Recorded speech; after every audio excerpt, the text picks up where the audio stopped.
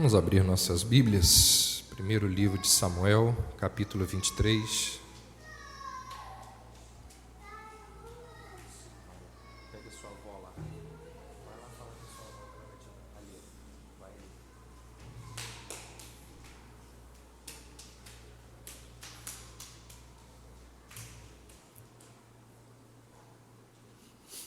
Primeiro Samuel, capítulo 23.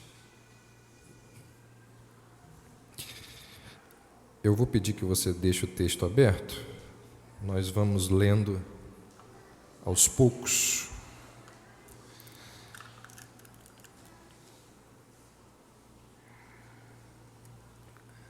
Os capítulos de 1 Samuel, aqueles capítulos de 1 Samuel que relatam o período em que Davi viveu como um fora da lei, mostram como que Davi vai responder a grandes desafios que sobrevêm a ele.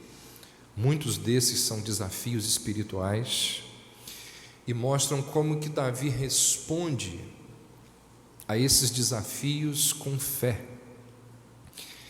E uma fé que o guia, uma fé que lhe dá forças, não só nesses momentos de perseguição, de provação, mas ao longo de toda a sua vida.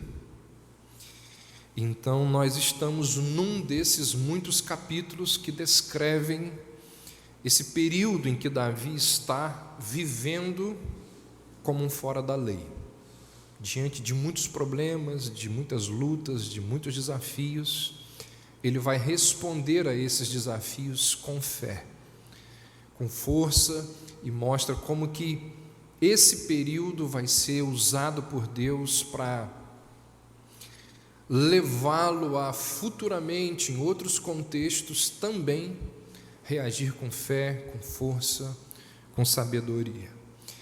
E ao longo da história, milhões de pessoas, gerações têm sido fortalecidas e abençoadas com essas histórias, que tem inspirado, instruído, consolado, auxiliado a muitas pessoas, a muitas gerações que enfrentam e passam por tribulações e dificuldades.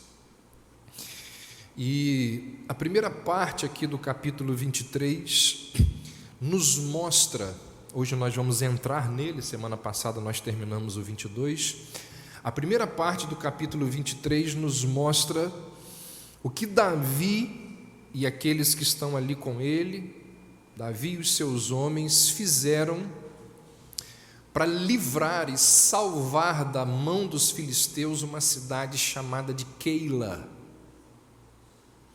Keila era uma cidade que ficava muito próxima, fazia fronteira ali com o território filisteu, de forma que a cidade de Keila ficava extremamente vulnerável aos ataques dos filisteus. E normalmente os filisteus atacavam as cidades israelitas que faziam fronteira com a sua terra em momentos de colheita. Eles ficavam aguardando, e quando era o momento da colheita, os ataques vinham. Os filisteus vinham em busca de alimento, igual aqueles assaltantes que ficam do lado de fora do banco, esperando as pessoas que saem com dinheiro do banco para ser assaltadas. A hora certa, o local certo de apanhar o suprimento, os recursos do outro. Então Keila era uma cidade que fazia fronteira ali com a terra dos filisteus, de forma que Keila era, assim como outras cidades fronteiriças, eram constantemente alvo dos ataques dos filisteus. E aí o relato bíblico nos diz que Davi fica sabendo de um desses ataques à cidade de Keila. Olha o que diz aí o verso 1. Disseram a Davi que os filisteus estavam atacando a cidade de Keila e saqueando, roubando as eiras. Contexto ali, momento de colheita. E se você se lembra, os capítulos anteriores nos mostram Davi cheio de problemas. Os capítulos anteriores descrevem Davi lutando contra as ameaças de Saul, Davi fugindo de Saul. Então, Davi tem os seus problemas. Davi está ocupado. E mais do que ocupado, ele está preocupado com os seus problemas. E ele se interessa, apesar disso, pela segurança do seu país. E ele sabe que uma cidade ali próxima a ele está sendo ameaçada. Então ele vai naquela direção para livrar aquelas pessoas, os seus conterrâneos que precisam da sua ajuda. E aí, diante dessa ameaça, diz aí o verso 2, que Davi pergunta ao Senhor, consultou Davi ao Senhor. Se você observar, nos capítulos anteriores, Davi fez um monte de coisas sem antes perguntar ao Senhor, sem antes consultar a Deus. Mas agora, aprendendo a lição, porque ele se meteu em algumas enrascadas porque fez coisas sem consultar o Senhor, ele aprende a lição e antes de dar o próximo passo, ou algum passo, ele consulta o Senhor, ele pergunta ao Senhor se ele pode, se ele deve fazer o que ele pretende fazer. E lembrando-nos que esse também é o nosso dever, reconhecer a Deus em todos os nossos caminhos, buscar a direção antes de darmos quaisquer passos na vida. E aí diz o verso 3 que os soldados de Davi viraram para ele e lhe disseram: aqui em Judá nós estamos com medo, quanto mais se formos a Keila lutar contra as tropas dos filisteus. É interessante que assim que Davi começa a ter os seus próprios soldados, Davi descobre que não é fácil comandar. Davi percebe que os comandados, em alguns momentos ou em muitos momentos, hão de questionar aquele que comanda.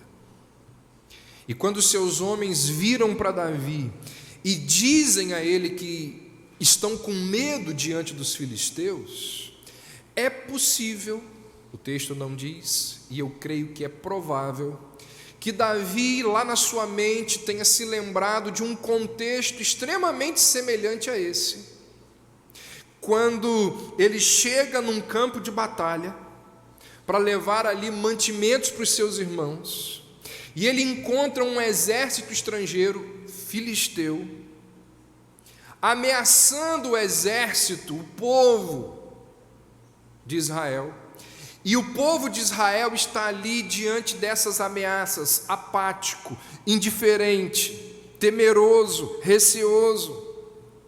E naquele contexto ali, Davi vai e marcha corajosamente contra Golias, vitoriosamente contra Golias, e pode ser que diante da ameaça dos filisteus, dessa nova ameaça, Davi tenha lembrado disso, e Davi poderia muito bem, diante da fala dos seus homens, bater o pé ali e dizer assim: olha, de jeito nenhum, lá atrás Deus me ajudou, Deus me auxiliou, Deus foi comigo e Deus vai me dar a vitória novamente e eu vou livrar Keila da mão dos filisteus. Diz o texto que Davi não age assim. Davi ouve com atenção o conselho dos seus homens. Ele considera a recomendação daqueles que estavam ali ao seu redor. E aí diz o texto que pela segunda vez ele se dirige ao Senhor. Olha aí o verso 4. Então Davi tornou a consultar ao Senhor. E agora Davi não apenas recebe confirmação o que ele já tinha recebido, mas ele recebe uma promessa de que ele vai vencer. Deus vira para Davi e diz assim: entregarei, desce a Keila, porque eu entregarei os filisteus nas suas mãos. Então, ao que tudo indica, Davi volta-se para os homens e diz: olha, Deus não apenas me mandou ir, mas Ele me prometeu que nós teremos vitória, que os filisteus serão entregues nas nossas mãos. E o que nós vemos a partir daqui, e é importante para o entendimento histórico do texto bíblico perceber isso, é que o autor aqui, ele vai fazer como ele vem fazendo ao longo, desde lá do livro de Juízes, ele vem fazendo um contraste entre Saul e Davi, o tempo todo. E aqui nós percebemos mais um desses contrastes. Por quê? Porque Davi consulta o Senhor se ele deve ir lutar contra os filisteus, e Deus lhe responde. Se você voltar lá no capítulo 14, Saul consulta a Deus se ele deve lutar contra os filisteus, e Deus não responde a Saul. Deus deixa Saul no vácuo. Deus fica em silêncio. Para Saul, Deus não responde. Para Davi, Deus responde. Outro contraste, olha aí o verso 5. Então Davi e seus homens foram a Keila, combateram os filisteus e se apoderaram de seus rebanhos, impondo-lhes grande derrota e libertando o povo de Keila. Que contraste que a gente pode perceber aqui com Saul. No capítulo anterior, se você está lembrando da história, Saul tinha acabado de atacar uma cidade israelita, Nobe. Lembra lá? A cidade dos sacerdotes. Saul acaba de atacar uma cidade israelita, e ele usa quem para atacar Nobe? Um gentio, Doeg. Agora, Davi ataca os filisteus que estavam tentando destruir uma cidade israelita. Olha o contraste aqui. O Saul ataca uma cidade israelita, Nobe, por meio de um gentio, Doeg. Contrastando com isso, Davi salva uma cidade israelita, Keila, atacando um inimigo gentio, os filisteus.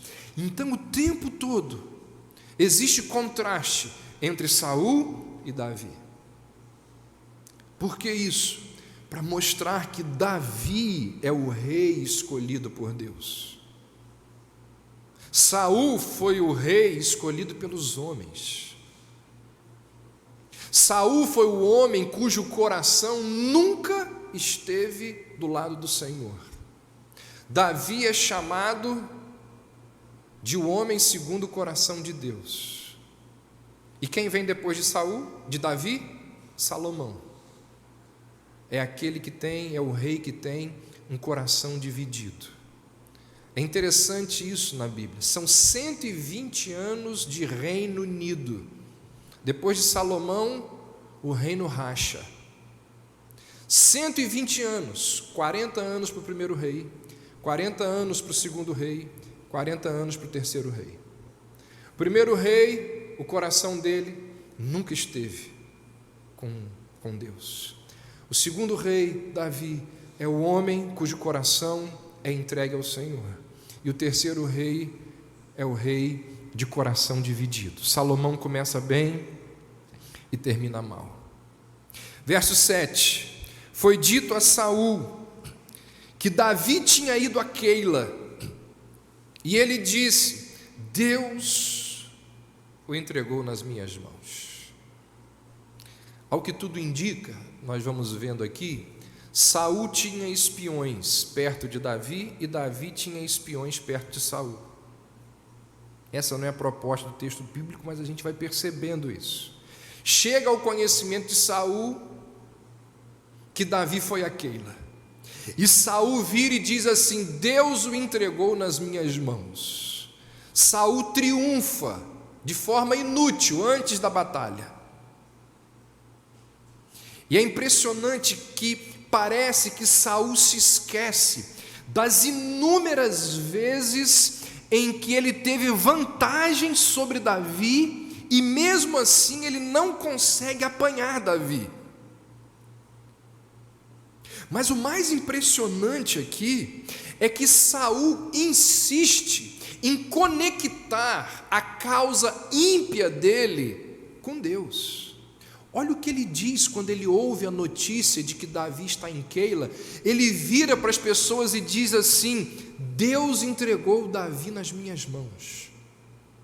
Como assim, Saul? Será que você não percebeu que Deus já te abandonou capítulos atrás? Será que você não percebeu que o Espírito de Deus já saiu de você há muito tempo? Como que você fica insistindo nessa questão de que Deus está do seu lado? Como que você ainda tem coragem de dizer que Deus entregou Davi nas suas mãos?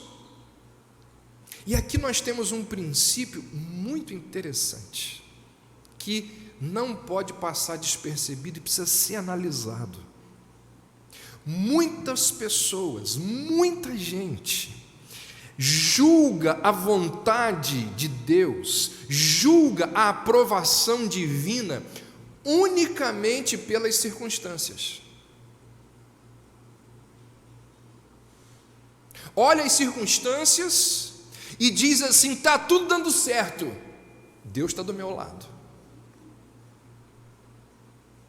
E ignora nesse processo a vontade explícita de Deus. Por exemplo, quem tem vindo às terças-feiras no culto de oração vai ouvir de novo.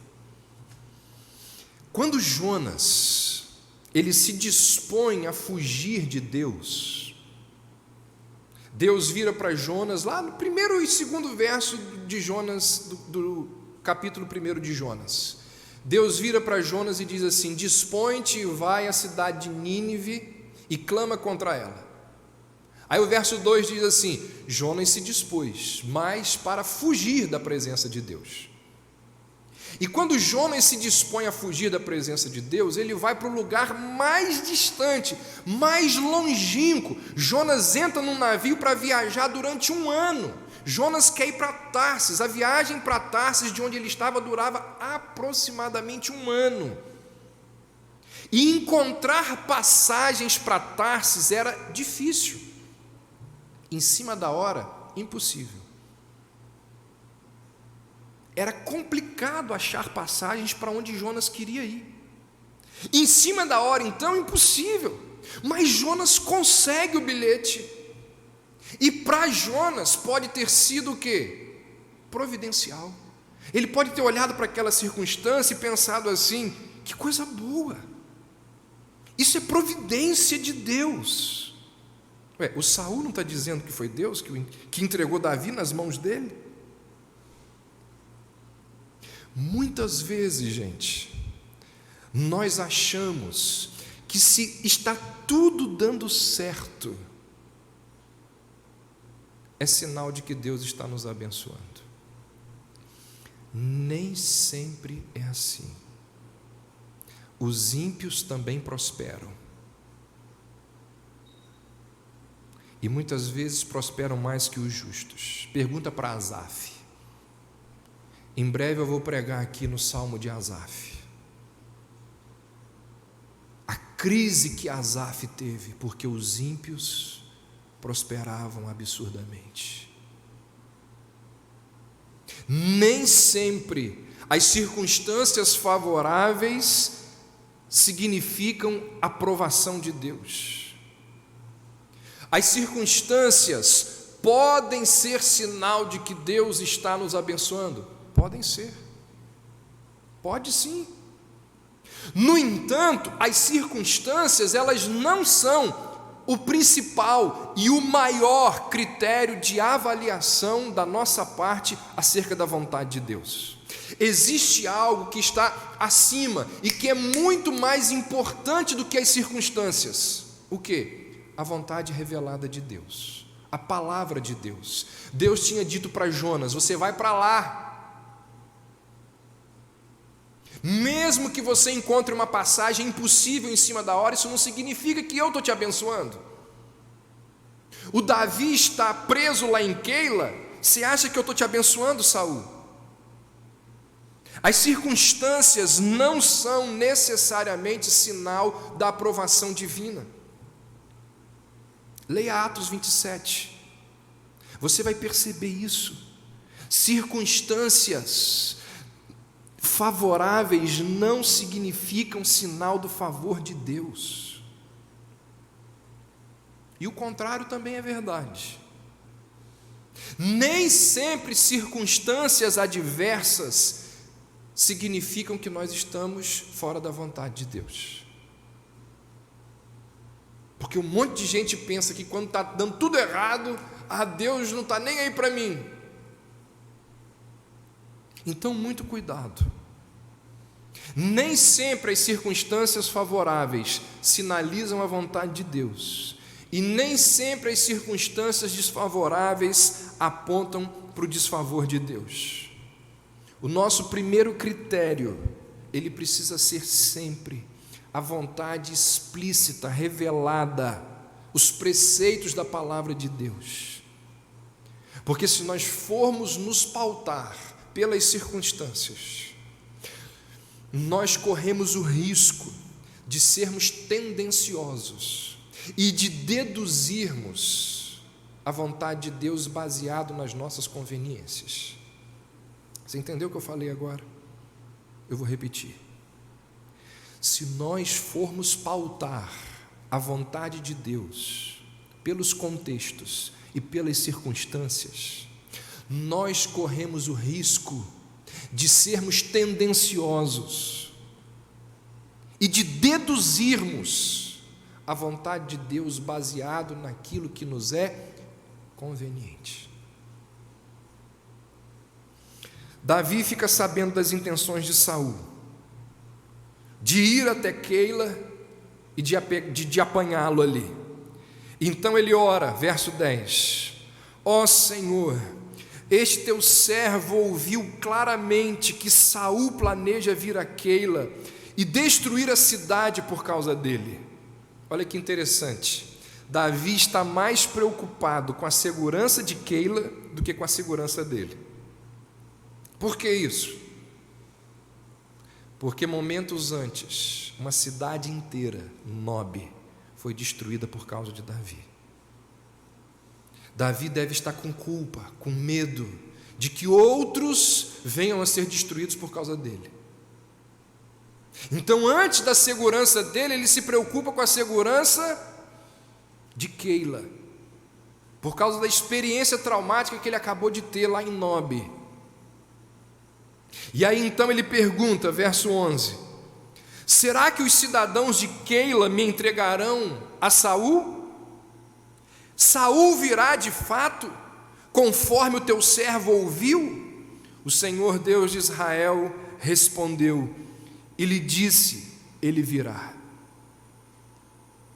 Imagine você que Davi, ao ouvir que Saul viria até ele, imagine você que Davi fosse ali, reunisse os anciãos da cidade de Keila e perguntassem a ele assim: olha, a eles, Saul está vindo para cá,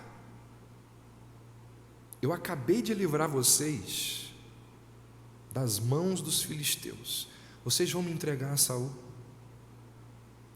Pode ser, e é muito provável, que eles virassem para Davi e dissessem assim: de jeito nenhum, você acabou de nos ajudar, você acabou de nos livrar das mãos dos filisteus, claro que nós não vamos entregar você para Saul. Mas Davi já está aprendendo quem são os homens. Davi já está sabendo com que raça ele está lidando. Então ele busca uma fonte muito mais confiável do que a dos homens. ele pergunta para Deus o que aconteceria se Saul chegasse ali em Keila, se os habitantes de Keila o entregariam ou não. E aí essa passagem começa a nos falar de um dos atributos mais extraordinários de Deus. Essa passagem nos mostra um dos atributos que mais enchem o coração humano de louvor a Deus. Perceba que o texto fala de algo que poderia acontecer, mas que não acontece. Davi vira para Deus e pergunta assim: será que Saul vai vir? Deus diz: ele virá. E aí Davi então pergunta: e se ele vier, os cidadãos aqui de Keila me entregarão? Verso 12, Deus diz: entregarão. Só que, como nós vamos ver, Saul não veio e os habitantes de Keila não entregaram, porque Davi foge. E a Bíblia nos mostra casos parecidos como esse, de situações que poderiam acontecer, mas que nunca aconteceram. Por exemplo, Jesus diz assim, no momento ali do seu ministério, Jesus diz assim: se em Tiro e Sidom fossem operados os milagres que aconteceram em Corazim e Betsaida, o povo daquela cidade teria se arrependido e Deus não destruiria a cidade. Jesus diz: se em Tiro e Sidom fossem operados os milagres, mas não foram. O povo, a cidade, ela teria se arrependido, mas isso não aconteceu. Elias uma vez virou para o rei Joás e disse assim para ele: se você tivesse ferido a terra 5 vezes mais, 6 vezes mais, você teria uma vitória muito maior, mas você não feriu. A Bíblia nos mostra que existem milhares de outras variações, de outras alternativas que Deus poderia fazer, mas Ele não fez. A onisciência de Deus faz com que Deus ele tenha um conhecimento detalhado de como seria o mundo particular de cada habitante nesse mundo, se algumas questões importantes da sua vida tivessem sido alteradas. Se você não fizesse aquela viagem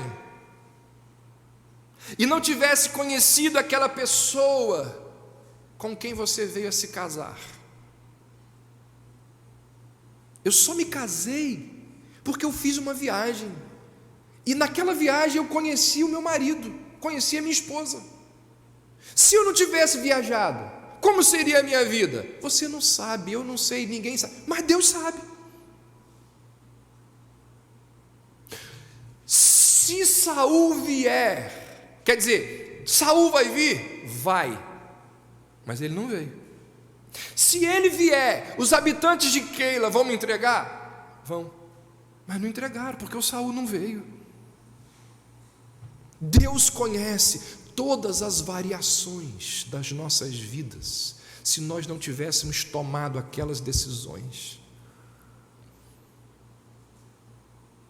Se, há não sei quantos anos atrás, Sérgio não se especializasse na profissão que ele se especializou e não tivesse trabalhado na Petrobras, o que ele seria? A gente não sabe, mas Deus sabe. Isso mostra a grandiosidade de Deus. Mas pastor, na prática isso não tem muita... Tem sim, e como tem? Porque isso mostra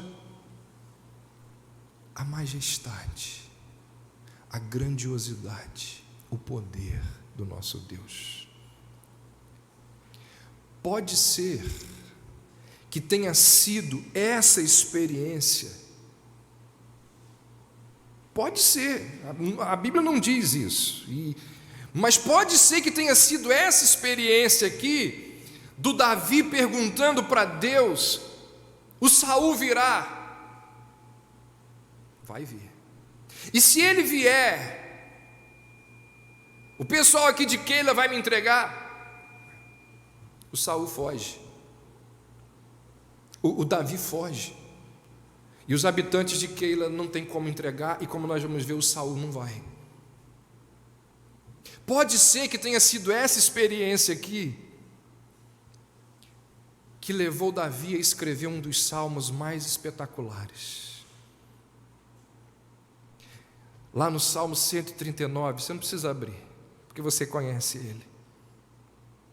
O Davi diz assim: Senhor, Tu me sondas e Tu me conheces.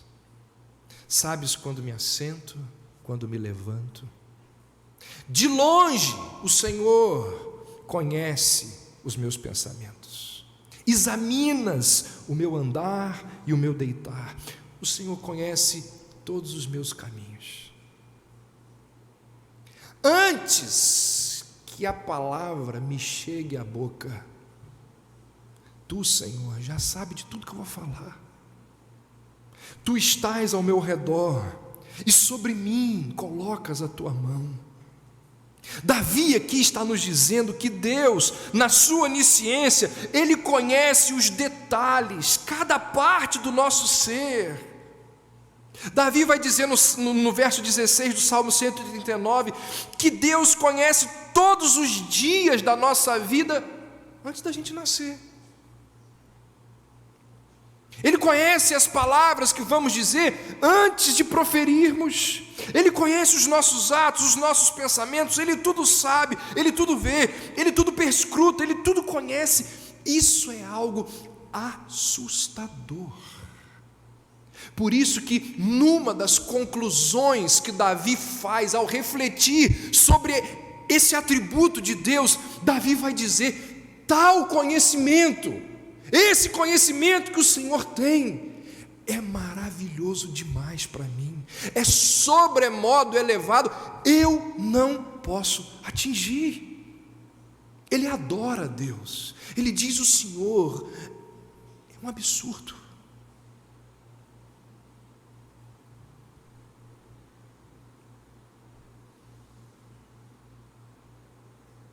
Quantas aplicações a gente poderia fazer sobre essa verdade? Inúmeras. Quantas coisas extraordinárias o atributo divino da onisciência de Deus tem para nós? Inúmeros. Mas eu quero destacar só uma, que é a que está no texto. Olha o que diz o verso 13. Quando informaram a Saul que Davi tinha fugido de Keila, ele interrompeu a sua marcha.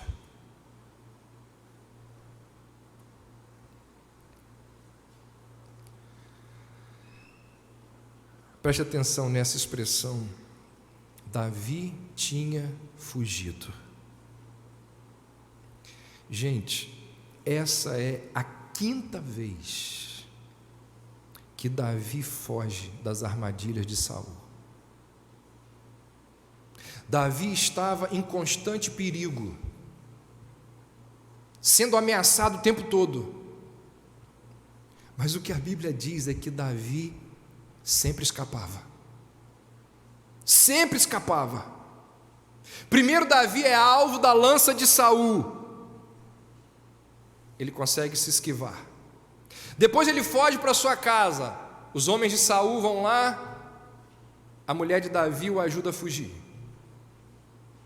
Ele escapa. Depois, Davi está lá diante de um rei filisteu. Se faz de doido, escapa. deixa escorrer saliva pela barba, escapa. Agora ele está dentro dos muros de Keila, uma cidade fechada. Por isso que Saul disse: agora eu pego ele, não tem para onde ele fugir, só tem uma entrada e uma saída. A providência divina é a favor de Davi. Davi escapa. Aí o texto bíblico vai continuar, dá uma olhada aí por gentileza.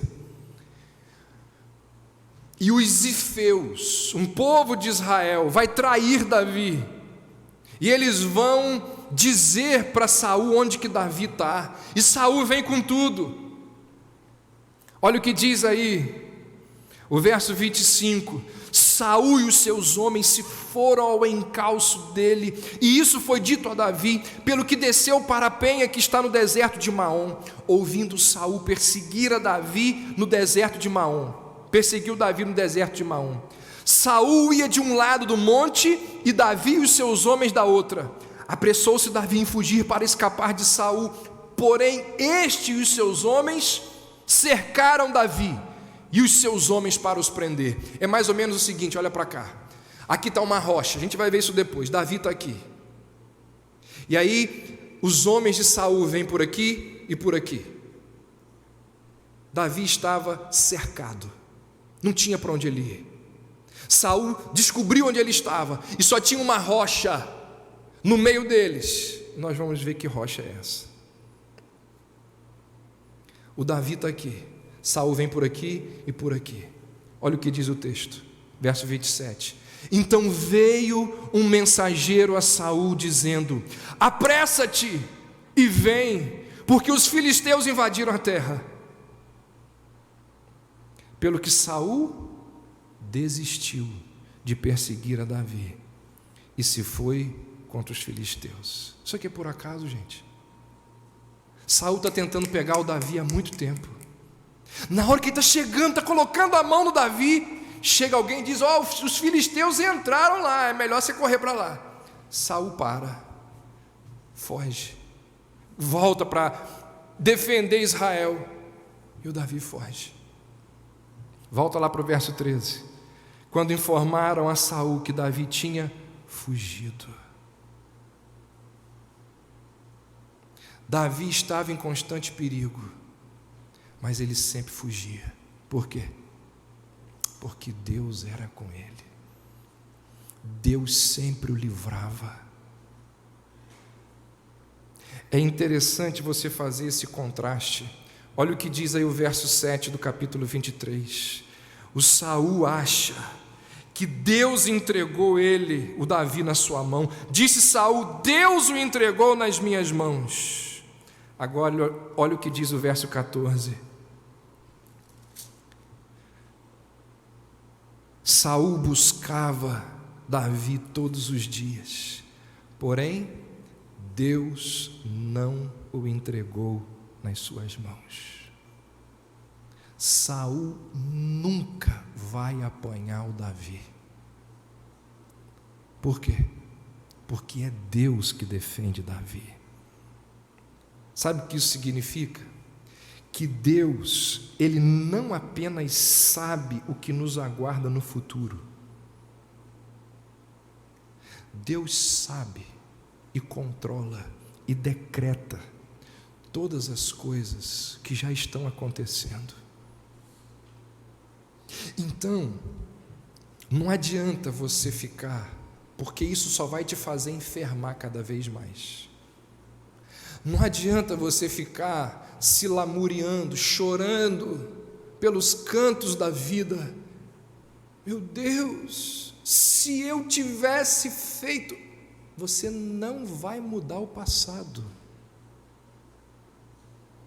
Se eu tivesse me casado com outra pessoa, se eu tivesse feito faculdade para outra profissão, se eu tivesse... Você está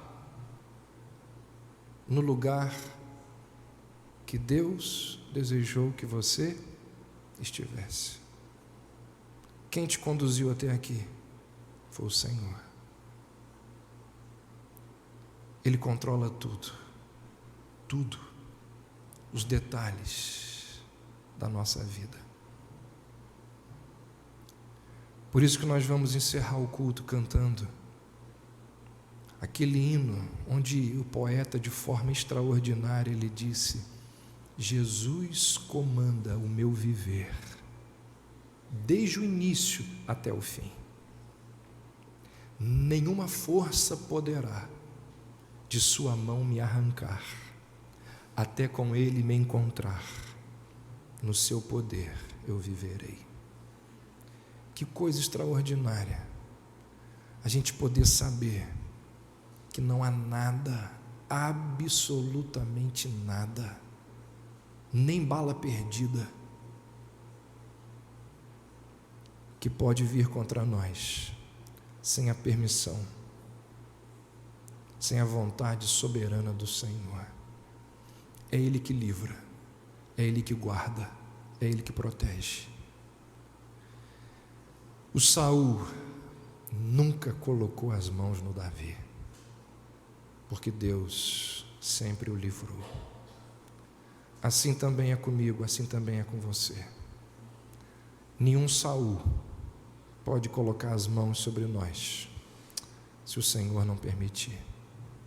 Vamos orar? Senhor Deus, que estas verdades tão consoladoras, tão extraordinárias, possam consolar o coração do teu povo. E mais do que isso, que essas verdades sejam capazes de levar o teu povo a te amar mais. Que essas verdades sejam usadas pelo Senhor para levar o teu povo a ser fiel ao Senhor, a ter um coração grato, a tratar o Senhor com a devida honra que somente o Senhor merece. Ó Deus, que estas verdades venham a nos fazer homens e mulheres mais parecidos com Jesus Cristo. Louvado seja o teu nome, Senhor, pelo Deus grandioso, poderoso, onisciente que tu és. Recebe o nosso louvor, a nossa adoração, em nome de Jesus.